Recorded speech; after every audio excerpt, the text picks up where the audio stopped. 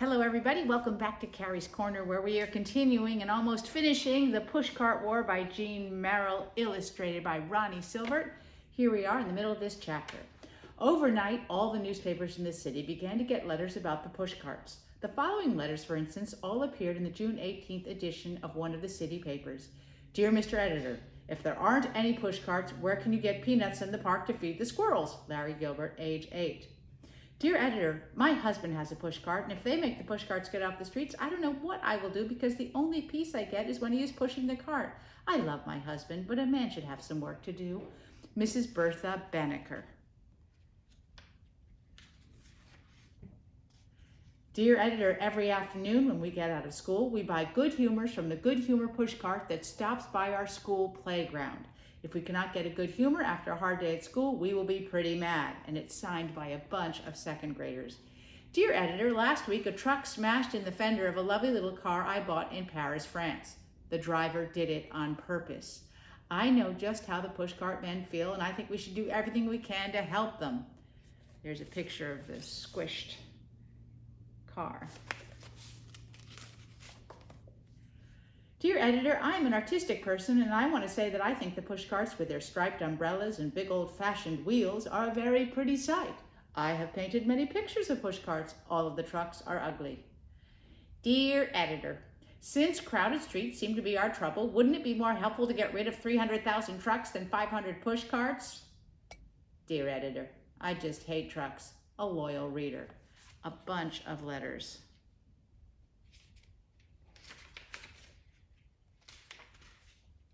Dear Editor, I have read about Maxie Hammerman, the pushcart king, in your paper, and I am wondering why there isn't any pushcart queen. It is my ambition when I grow up to be the pushcart queen. Alice Miles, age 10. This was only the beginning. Each letter to an editor that was published seemed to inspire 100 other people to write. Buddy Whizzer said that he'd never received so much mail in his entire life as an editor as suddenly came to him on the subject of pushcarts. Even though the editors could publish only a very small sampling of the letters they received, about 1 out of 1,000, the letters to the editor's section of the newspapers were within a week, taking up so much space that several papers had to cut out their sports, news, and comic sections. The truck drivers didn't know what to make of the 100 of letters in the newspapers. It appeared from the letters that everyone who was not a truck driver was on the side of the pushcarts.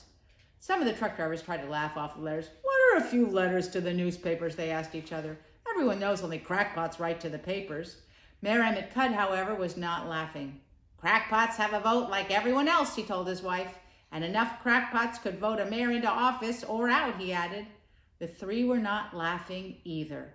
When Big Mo read Elmer P. Cuss's letter about making the driving of a truck a criminal offense, Big Mo knew it was time to surrender. It was clear to Big Mo that the people of New York were already on the side of the pushcarts. If the mayor's threat to revoke the licenses was carried out, people would be even angrier with the trucks. The possibility of people voting the trucks off the street entirely was not a risk Big Mo was willing to take. Louis Livergreen wanted to proceed with the master plan. He said that once Operation Crush Car was rolling, people would be afraid to vote against the trucks. However, Big Mo's faith in the master plan had not been the same since Maxie Hammerman had captured his bulletproof Italian car. And the word extinct in Mac's special delivery letter had sent shivers down his spine. How can the master plan be carried out, asked Big Mo, when we are in so much trouble with the pushcarts, which you guaranteed would be a pushover? The Tiger voted with Big Mo to come to terms with the pushcarts on July 4th. Big Mo telephoned the mayor, who was just about to call Big Mo. Big Mo told the mayor that he was willing to meet with Maxie Hammerman and work out an agreement that would be acceptable on both sides. This was exactly what the mayor had been about to suggest, and was, of course, exactly what the Peace Army had been fighting for. In other words, said Maxie Hammerman, looking more surprised than he'd ever looked in his life, we have won the war. Chapter 34, The Battle of Bleecker Street. If any of the trucks thought Big Mo had given in too easily to the letters, the Battle of Bleecker Street convinced them otherwise. This was a freak battle, that it took place after Big Mo's surrender, but before the Pushcart Peace Conference. The day after Big Mo's surrender, all the pushcarts were on the streets again. Whenever they appeared, people cheered, especially down on Bleecker Street.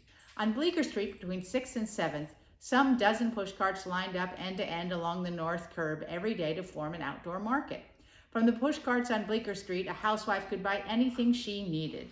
On the day after Big Mo's surrender, the pushcarts that regularly did businesses on Bleecker Street were joined by many of their friends, for it seemed likely that the outdoor market would attract many people after all the newspaper stories about the pushcart war. There must have been about 30 pushcarts in Bleecker Street that morning, and there were still more businesses than the pushcarts could handle. Women crowded around the carts, exclaiming over the quality of the fruit and comparing bargains. Papa Peretz, who had come down to join the fun, although fruit and vegetables were not his line, had sold out a cart of pretzels by 10 o'clock and was waltzing in the street with one of his customers. About 10:05, while everyone was cheering the waltzers, half a dozen trucks came down the street. "Here they come!" shouted an excitable young woman. "Those dirty trucks!" And she picked a ripe cantaloupe out of a sack of cantaloupe she had just purchased and hurled it straight through the open window of one of the trucks. The driver she hit crashed into the truck ahead of him, and the trucks behind him slammed on their brakes.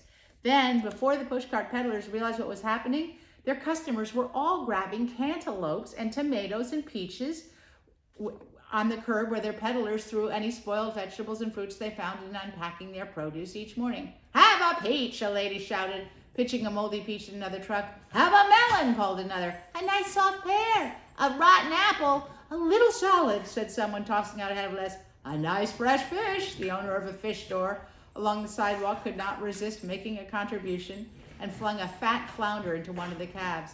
"All the tomatoes you want," said an old lady, generously emptying her whole shopping bag. The truck drivers leaped from their trucks and tried to run for cover, but they were surrounded. The ladies were pelting them from all sides. The air was filled with flying fruit and vegetables, apples, pomegranates, cabbages, cantaloupes, many cantaloupes, as this fruit had just come into season. At 10:30, a siren sounded, and a police car screeched around the corner.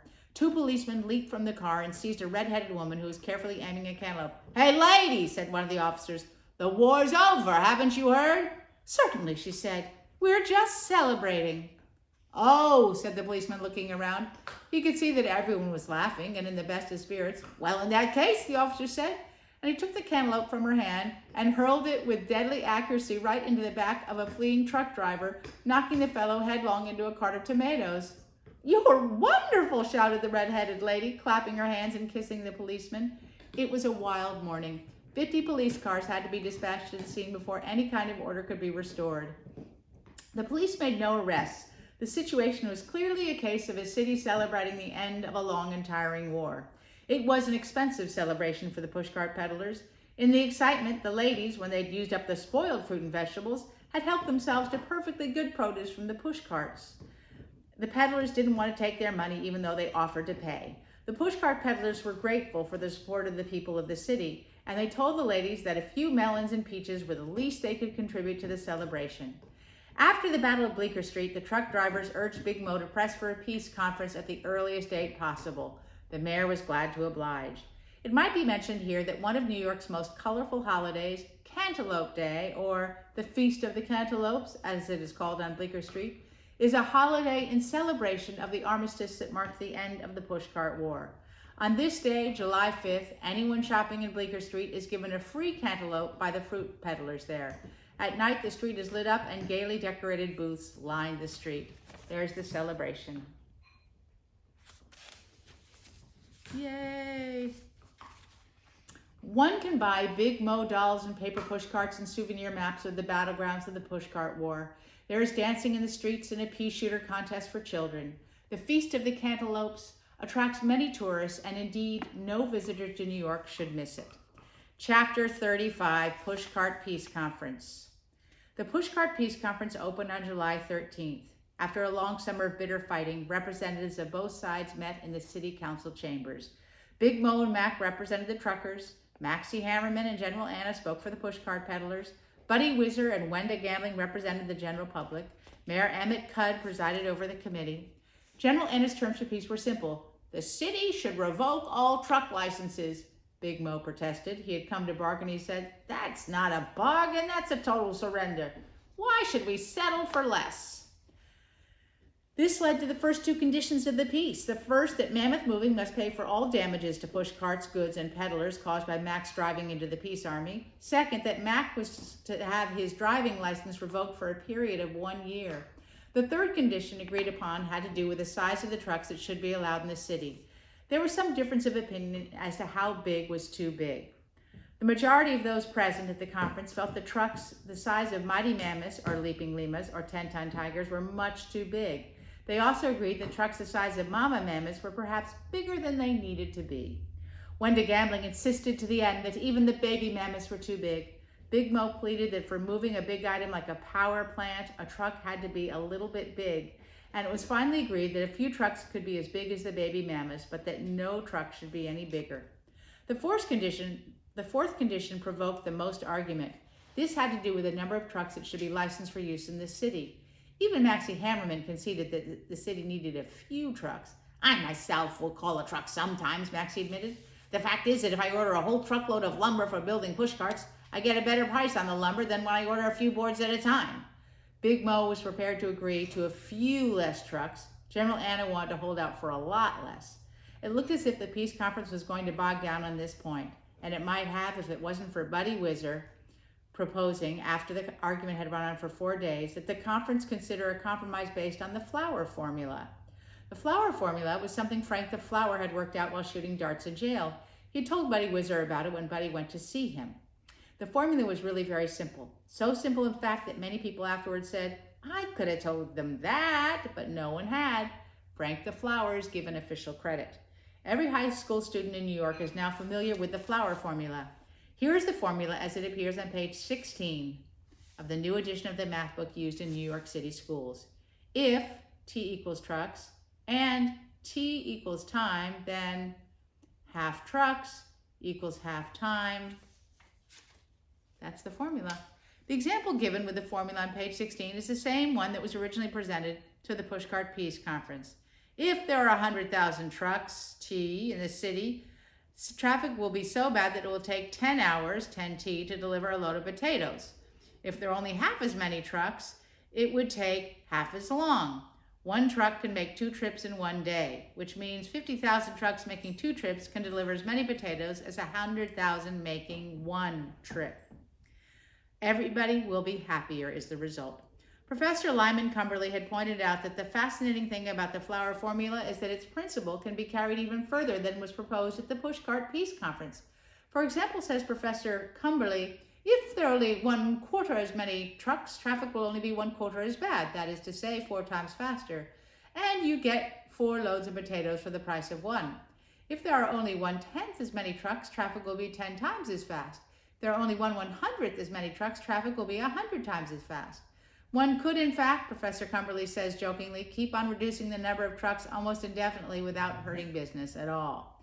It is unlikely, however, that Big Mo would have agreed at the peace conference to so drastic a reduction of trucks. He did agree to the 1/2 formula, as Maxie Hammerman pointed out. The fact that 1/2 remaining trucks would be approximately 1/2 as big as most of the trucks had been before. The war meant that the pushcarts had won the equivalent of an agreement to 4 times fewer trucks.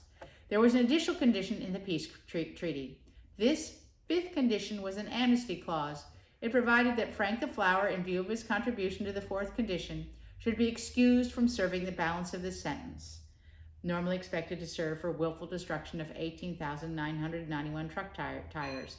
The final act of the peace conference was to draw up the Courtesy Act. The Courtesy Act made it a criminal offense for a larger vehicle to take advantage of a smaller vehicle in any way. Chapter 36. The post-war years. In the 10 years since the Pushcart War, the Courtesy Act has been strictly observed by most of the truck drivers in New York. There have been exceptions, of course, but as Professor Cumberly says, that might have been predicted. What no one would have predicted, however, was that Wenda Gambling would marry a former truck driver. She is now Mrs. Joey Cathles. A few years later, Joey Cathles sold his diary to a movie company that was making a movie about the Pushcart War, and by coincidence, Wenda Gambling was chosen to play the part of Wenda Gambling, and in this way she met Joey Cathles. In the movie version of the Pushcart War, Wenda Gambling does fire the opening shot in the historic Peace Shooter campaign. She also appears in the front lines of the Peace March right between General Anna and Morris the florist. In the Peace March, she is shown pushing a cart of secondhand shoes. A few of Wanda's admirers did not recognize her in this scene as she is wearing a shawl over her head. In the movie, it is Wenda Gambling, of course, rather than General Anna, who saves Morris of Flora's life. Although Wenda is seriously wounded, she manages to pull Morris to safety. It is perhaps just as well that General Anna did not live to see the movie version of the Peace March. She died a few years after the Pushcart War at the age of 81, and there's now a statue of her in Thompson Square Park. The inscription beneath the statue simply reads, "By hand." Among the officials who spoke at the dedication of General Anna's statue was the Honorable Harold L. Kugelman, better known to veterans of the Pushcart War as Harry the Hot Dog. At the time, Harry had been appointed target chief of the New York City Moon Exploration Bureau. Harry was named as target chief by none other than Mayor Emmett Cudd, for Mayor Cudd, despite his questionable role in the Pushcart War, was re-elected after the war for a third term. In his post-war campaign, Mayor Cudd ran for re-election on a potato platform, 2 potatoes for the price of 1. It was this campaign that earned the mayor the nickname Potato Head. One of the yet unresolved mysteries of the war is the whereabouts of Louis Livergreen. Louis disappeared from his offices on 2nd Avenue days after Big Mo's surrender. Louis' secretary told the police that certain documents, among them the Lima Master Plan for the Streets of New York, had disappeared from her employer's files at the same time her employer dropped from view. It is widely believed that the AST, Association of Small Truckers, had something to do with Louis' disappearance, but this has never been proved. There was also a rumor at one point that Louis was alive and hiding out in Dallas, Texas, where he was said to be operating an earth-moving machinery business under another name. New York and Dallas police traced this rumor to the fact that there was a firm in Dallas known as Lima, Lucky Earth Moving Associates. However, on investigation, it appeared that the firm was run by a Mr. Jim Lucky, one of the best-liked young businessmen in Dallas. Jim Lucky sued a Houston newspaper for printing the rumor, which he claimed was damaging his business reputation. Since then, other papers have been cautious about printing Livergreen stories. And finally, we cannot conclude this account of the Pushcart War without mentioning Alice Miles. Alice, who at the age of 10 had written to the editor of the newspaper to say that her ambition was to be pushcart queen, is well on her way to getting her wish. Alice attended a very good vocational school and now has her own pushcart shop. Last year, she built almost as many carts as Maxie Hammerman. Maxie says he does not mind the competition.